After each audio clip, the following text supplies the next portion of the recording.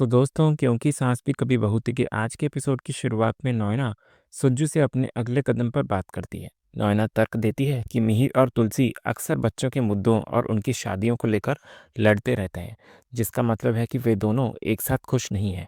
इसलिए वो तुलसी को इस झूठे शादी के रिश्ते से आज़ादी दिलाएगी। इधर सुज्जू नयना को समझाने की कोशिश करती है कि मिहिर उससे प्यार नहीं करता और जो कुछ भी उसने कहा वो नशे की हालत में कहा था। इधर नयना मानती है कि मिहिर नशे में था, लेकिन वो इस बात पर जोर देती है कि नशे की हालत में भी वो उसके सामने था। सुज्जू कहती है कि वो जानती है कि नयना स्वार्थी नहीं है, तो वो ऐसा व्यवहार क्यों कर रही है। इस पर नयना साफ तौर पर स्वीकार करती है कि हाँ, अब वो स्वार्थी है और मिहिर को पाने के लिए वो कुछ भी करेगी। इधर नैना आगे बताती है कि जब वो तुलसी को बताएगी कि मिहिर उससे प्यार करता है तो तुलसी खुद मिहिर को छोड़ देगी। नैना का मानना होता है कि तुलसी अपने परिवार की देखभाल में इतनी व्यस्त है कि वो मिहिर पर ध्यान ही नहीं दे पा रही है। इधर नैना कहती है कि वो मिहिर को लेकर न्यूयॉर्क चली जाएगी। उसका तर्क होता है कि तुलसी के पास उसका परिवार है, इसलिए वो मिहिर के बिना रह लेगी, लेकिन नैना मिहिर के बिना नहीं जी पाएंगी। वो दावा करती है कि वे दोनों एक साथ बहुत खुश रहेंगे। उसके बाद नॉयना सुज्जू को आगे बताती है कि वो मिहिर से पहले तुलसी के पास जाएगी और उसे सच बताकर खुद उनके रिश्ते से दूर होने के लिए मजबूर कर देगी। दूसरी तरफ वृंदा अपने चौड़ में सुप्रिया से झगड़ रही होती है।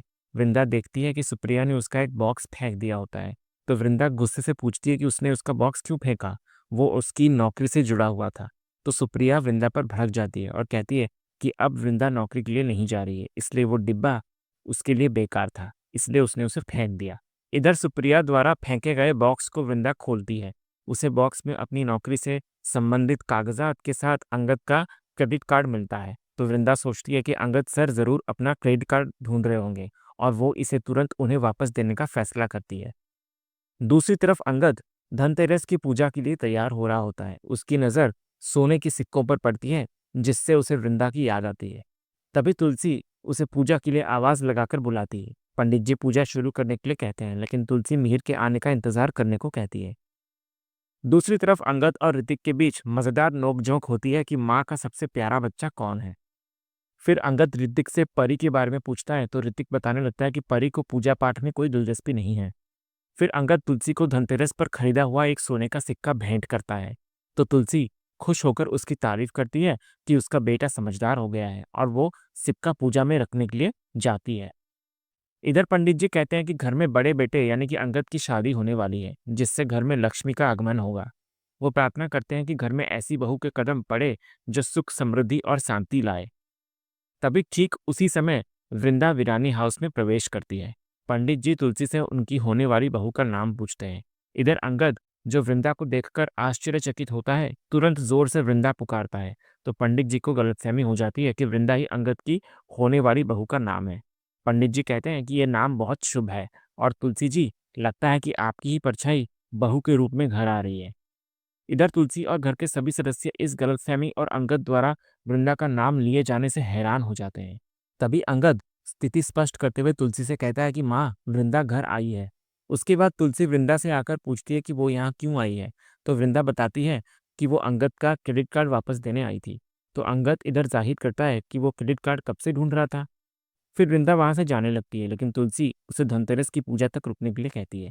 लेकिन वृंदा मना करती है और कहती है कि उसके घर में भी पूजा है। इसके बाद तुलसी वृंदा को वही सोने का सिक्का शगुन के रूप में देती है जो अंगद ने उसे दिया था, ये कहते हुए कि ये उसका और लक्ष्मी माँ का आशीर्वाद है। इधर अंगद मजाक में कहता है कि सिक्के पर वृंदा का नाम लिखा था, इसलिए वो उसे मिल गया। फिर अंगद और वृंदा एक दूसरे को याद करते हुए भावुक होते हैं। वृंदा जाने से पहले पलटकर अंगद को देखती है और अंगद मुस्कुराकर उसे बाय कहता हुआ नजर आता है। दूसरी तरफ तुलसी शोभा से मिहिर को फोन करने के लिए कहती है। तभी ऋतिक उन्हें बताता है कि मिहिर और हेमंत आ गए हैं। फिर ऋतिक और अंगद उनसे मिलते हैं। तुलसी हेमंत से लेट होने का कारण पूछती है, तो हेमंत ट्रैफिक का हवाला देता है। दूसरी तरफ परी दौड़कर मिहिर के गले लग जाती है और अगली ट्रिप पर साथ जाने की इच्छा जाहिर करती है। फिर गायत्री मिहिर और हेमंत को जल्दी से कपड़े बदलकर पूजा के लिए आने को कहती है, क्योंकि पंडित जी इंतजार कर रहे होते हैं। इधर शोभा मिहिर को बताती है कि माँ ने कहा है कि वो उनके साथ ही पूजा करेंगी। तुलसी महसूस करती है कि मिहिर कुछ परेशान लग रहा है। फिर मिहिर और हेमंत कपड़े बदलकर आते हैं और पंडित जी धनतेरस की पूजा शुरू करवाते हैं। इधर पूजा के दौरान भी तुलसी महसूस करती है कि मिहिर का ध्यान बिल्कुल भी पूजा में नहीं होता है। तुलसी और मिहिर लक्ष्मी माता की आरती करते हैं, जिसके बाद तुलसी पंडित जी को दक्षिणा देती है। इधर पंडित जी मिहिर और तुलसी की जोड़ी के हमेशा बने रहने की कामना करते हैं। तभी गायत्री कहती है कि ये जोड़ी तो पुरानी हो गई, अब घर में बेटे और बहू की नई जोड़ी आएगी, यानी कि अंगद और मिताली। इधर पंडित जी अंगद से कहते हैं कि उसका रिश्ता भी उसके माता पिता की तरह अटूट रहेगा। ये सुनकर अंगद उदास हो जाता है। तभी तुलसी ये देखकर अंगद से पूछती है कि उसे हुआ क्या। तो अंगद अपनी चिंता जाहिर करता है कि वो मिताली से शादी तो कर रहा है, लेकिन वो नहीं जानता कि वो कभी उससे प्यार कर पाएगा या नहीं।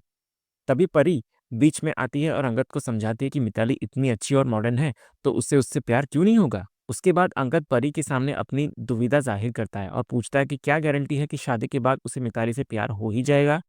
वो आगे पूछता है कि अगर शादी के बाद उसे किसी और से प्यार हो गया तो क्या होगा।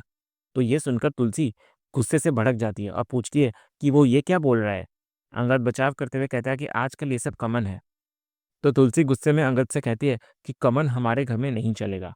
वो स्पष्ट करती है कि अगर उसे शादी के बाद भी मिताली से प्यार ना होने का डर है तो वो शादी ना करे, क्योंकि उनके घर का रिवाज है कि जिससे शादी होगी उसी से प्यार करना पड़ेगा। तुलसी कहती है कि शादी कोई मजाक नहीं है। वो आजकल के लोगों की गलतफहमी पर बात भी करती है, जिन्हें लगता है कि अच्छे कपड़े और ढेर सारे फंक्शन ही शादी है। तुलसी बताने लगती है कि उनके यहाँ शादी अग्नि को साक्षी मानकर निभाने के लिए की जाती है, और फेरों के वचन में वे हमेशा एक दूसरे का साथ निभाने और कभी भी भरोसा ना तोड़ने का वादा करते हैं। तभी तुलसी के वचनों को सुनकर मिहिर को बहुत जोर का अपराध बोध होता है। उसे नयना के साथ बिताए हुए पल याद आते हैं और उसे महसूस होता है कि उसने तुलसी के भरोसे को तोड़ा है। फिर तुलसी आगे कहती है कि उसकी और मिहिर की शादी में रूठने मनाने की जगह है, लेकिन किसी तीसरे के लिए कोई जगह नहीं है। तो ये सुनकर मिहिर चौंक जाता है।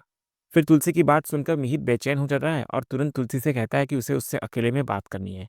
जब तुलसी पूछती है कि क्या हुआ, तो मिहिर उसे नॉयना से जुड़ा सच बताने ही वाला होता है।